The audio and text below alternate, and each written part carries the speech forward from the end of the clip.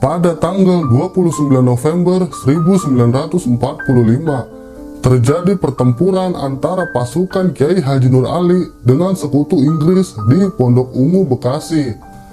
Pasukan rakyat Kiai Haji Nur Ali mendesak pasukan sekutu dengan serangan mendadak. Melihat pasukannya yang sudah mulai terdesak, Kiai Haji Nur Ali memerintahkan pasukannya untuk mundur dengan teratur. Pembantaian yang terkenal dalam laporan The Achtesen Nota Belanda itu di satu sisi mengakibatkan terbunuhnya rakyat. Namun di sisi lain, para petinggi Belanda dan Indonesia tersadar bahwa di sekitar Karawang, Cikampek, Bekasi, dan Jakarta masih ada kekuatan yang bernama Indonesia.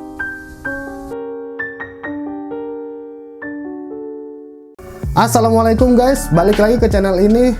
Tapi kali ini bukan horor, karena bangsa ini sedang berbahagia menyambut hari kemerdekaannya. Gua ingin menceritakan salah satu pahlawan nasional yang berjuang merebut kemerdekaan dari tangan penjajah. Dan kali ini nama pahlawan tersebut adalah Kiai Haji Nur Ali, sosok ulama yang ikut berjuang angkat senjata dalam memerdekakan bangsa Indonesia. Dan sebelum lanjut, jangan lupa lu subscribe dulu channel ini supaya gue semangat bikin videonya.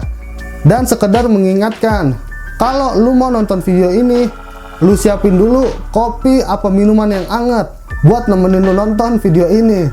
Dan jangan lupa ubi gorengnya. Oke, nggak usah lama-lama, cerita dimulai. Kami mengulangi lagi, Republik Indonesia telah berdiri.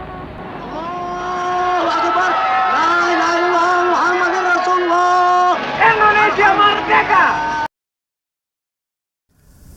Kiai Haji Nur Ali, sosok ulama karismatik Betawi yang menjadi singa saat merebut kemerdekaan Indonesia dari tangan penjajah. Ia lahir di Babelan, Bekasi pada 1914.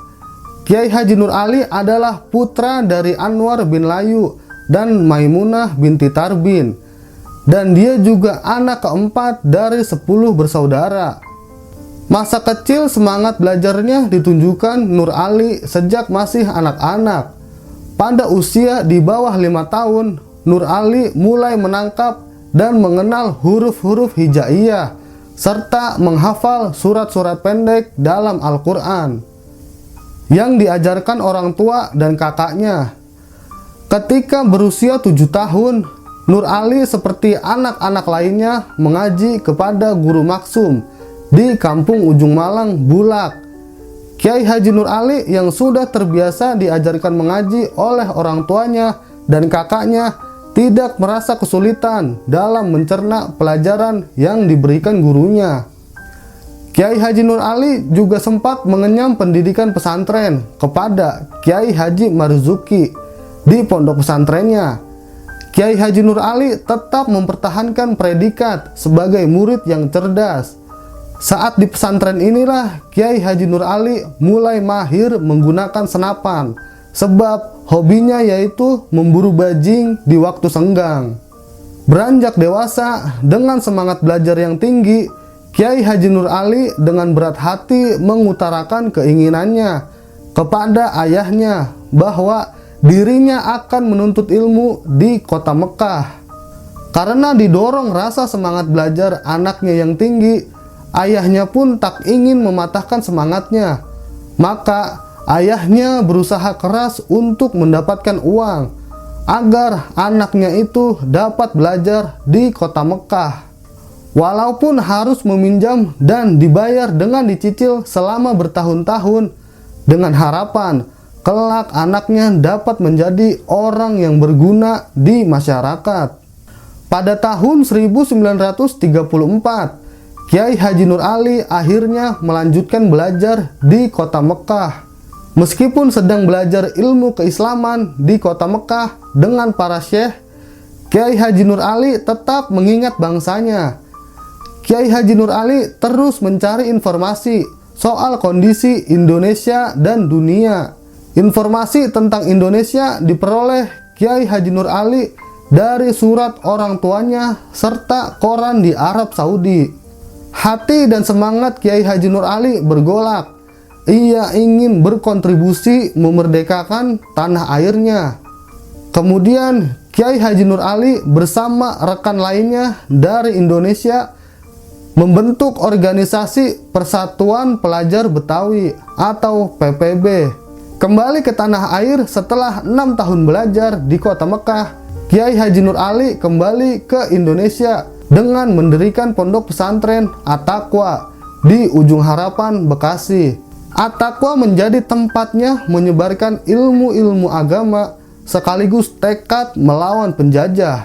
Oleh karena itu, pesantren tersebut selalu diawasi oleh intelijen pemerintah kolonial.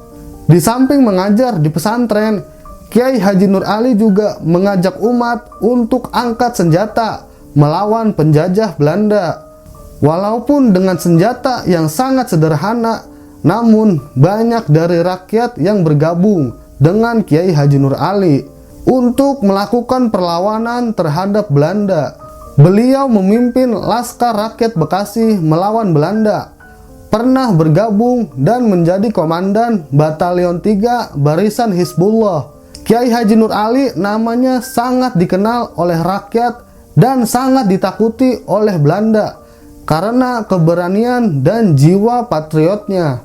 Kedatangan Kiai Haji Nur Ali kembali ke tanah air membuat khawatir para tuan tanah dan pemerintah kolonial, sebab seluruh warga dengan sukarela memberikan tanahnya untuk pembangunan akses jalan di Ujung Malang, Teluk Pucung, dan Pondok Ungu. Hal yang membuat tuan tanah kehilangan perilaku jahatnya, sebab selama ini kerap membeli tanah dengan harga yang sangat merugikan warga. Pada masa perebutan kemerdekaan, Kiai Haji Nur Ali mempersiapkan santrinya untuk masuk ke latihan militer. Ada juga yang disalurkan ke pasukan pembela tanah air agar ikut berperang di medan tempur. Setelah berbagai perjuangan, Republik Indonesia akhirnya merdeka pada tanggal 17 Agustus 1945. Saat rapat akbar di Ikada, nama sekarang Monumen Nasional, yang digelar pada 19 September 1945, lautan massa berdatangan untuk mendukung penuh para pemimpin negeri. Kiai Haji Nur Ali datang dengan mengendarai delman dan memimpin barisan dari Bekasi. Pada bulan November 1945, Kiai Haji Nur Ali membentuk Laskar Rakyat. Mereka dilatih mental olehnya dan secara fisik dilatih dasar-dasar kemiliteran oleh Tentara Keamanan Rakyat Bekasi dan Jatinegara. Latihan kemiliteran tersebut dilakukan di Teluk Pucung, Bekasi. Kecintaan Kiai Haji Nur Ali terhadap tanah air tidak perlu diragukan. Pada November 1945, Kiai Haji Nur Ali membentuk Laskar Rakyat dan mengeluarkan fatwa wajib berjuang melawan penjajah. Pembentukan Laskar Rakyat ini dikarenakan Kiai Haji Nur Ali tidak rela menyaksikan agresi dan provokasi tentara sekutu untuk mengembalikan Indonesia kepada Belanda. Dalam waktu yang singkat, Kiai Haji Nur Ali menghimpun sekitar 200 orang yang merupakan gabungan santri dan pemuda di sekitar Babelan, Tarumajaya, Cilincing, dan Muara Gembong. Mereka dilatih dasar-dasar kemiliteran oleh Tentara Keamanan Rakyat Bekasi dan Jatinegara. Sedangkan Kiai Haji Nur Ali melatih mental dan rohani pasukannya dengan cara berpuasa selama 7 hari di Masjid Ujung Malang. Pada 29 November 1945 terjadilah pertempuran sengit antara pasukan Kiai Haji Nur Ali melawan sekutu Inggris di kawasan Pondok Ungu. Meski awalnya sempat mendesak tentara sekutu, pasukan Laskar Rakyat berbalik terdesak sampai jembatan Sasakapuk. Kiai Haji Nur Ali pun menginstruksikan seluruh pasukannya untuk mundur. Sebagian besar pasukan mundur, namun puluhan lainnya tetap bertahan. Sekitar 30 orang pasukan Laskar Rakyat gugur dalam pertempuran tersebut. Peristiwa tersebut hingga saat ini dikenang sebagai pertempuran Sasak Kapuk karena terjadi di sekitar jembatan Sasak Kapuk, Pondok Ungu, Bekasi. Posisi Belanda semakin kuat berkat dukungan sekutu. Pada Juli 1947, agresi militer Belanda memukul mundur kekuatan militer Republik Indonesia di Jawa Barat. Kiai Haji Nur Ali lantas menghadap otoritas tentara waktu itu, Jenderal Urip Sumoharjo, dan sumber lain menyebut Jenderal Sudirman, di Yogyakarta untuk meminta saran. Masukan itu berbunyi, Kiai diminta tetap meneruskan gerilya di Jawa Barat, walau tidak memakai embel-embel tentara nasional. Dengan strategi ini harapannya Belanda akan terkecoh karena mengira pejuang Indonesia yang dipimpin oleh Kiai Haji Nur Ali hanyalah rakyat biasa. Ini memperbesar peluang kemenangan Republik Indonesia. Sesampainya di Karawang, Kiai Haji Nur Ali membentuk sekaligus memimpin Markas Pusat Hizbullah Sabilillah untuk Jakarta Raya. Pada masa inilah muncul berbagai kisah tentangnya yang legendaris. Misalnya dikisahkan bahwa pasukan Belanda sangat kesulitan untuk menangkapnya. Karena itu Kiai Nur Ali diberi julukan kedua. Selain Singa Karawang Bekasi, dia juga diberi julukan Belut Putih yang sangat licin. Kiai Haji Nur Ali bukan hanya berdiam diri sebagai ulama, ia adalah singa medan perang. Kiai Haji Nur Ali memimpin laskar-laskar rakyat untuk bertempur merebut kemerdekaan. Kiai Haji Nur Ali bahkan pernah menjadi komandan batalion tentara Hizbullah Bekasi. Sejarah mencatat, tahun 1947, Kiai Haji Nur Ali terlibat pada pertempuran sengit di Karawang dan Bekasi dengan tentara penjajah Belanda. Kiai Haji Nur Ali kala itu memerintahkan warga dan pasukannya untuk membuat bendera merah putih ukuran kecil lalu dipasang di setiap pohon dan tiang. Tujuannya untuk mempertegas bahwa Indonesia masih ada dan siap mempertahankan kemerdekaannya. Dan pada tahun 1949, Belanda akhirnya mengakui kedaulatan Indonesia. Laskar-laskar rakyat pun mulai membubarkan diri. Dan sejak saat itulah Kiai Haji Nur Ali lebih fokus pada dunia pendidikan. Pada tanggal 29 Januari 1992, Bekasi dan Indonesia menangis karena sang singa Karawang Bekasi meninggal pada usia 78 tahun. Kiai Haji Nur Ali wafat di rumahnya dan dimakamkan di Pondok Pesantren At-Taqwa Putri. Setelah 14 tahun wafatnya singa Karawang Bekasi ini, masyarakat memanjatkan syukur karena pada tanggal 3 November tahun 2006, Kiai Haji Nur Ali dianugerahi gelar pahlawan nasional dan bintang Mahaputra Adi Pradana oleh pemerintah Republik Indonesia. Bahkan nama sang kiai pun dijadikan nama jalan, yaitu Jalan Kiai Haji Nur Ali di Kalimalang, Bekasi.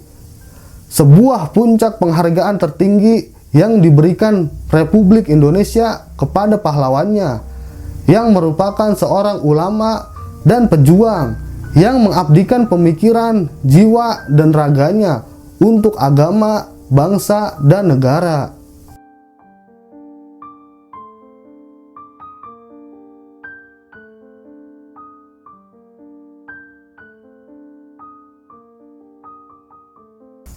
Gimana guys ceritanya? Emang kalau kita ngomong tentang kemerdekaan, selalu ada aja kisah-kisah heroik yang membuat kita merasa terharu dan bangga. Dan sebagai generasi penerus, kita wajib melanjutkan kemerdekaan ini dengan hal-hal yang positif. Oke, sekian dulu ceritanya. Kalau lu suka video ini, lu tekan like dan subscribe supaya gue senang dan semangat. Oke, sampai bertemu di video-video selanjutnya.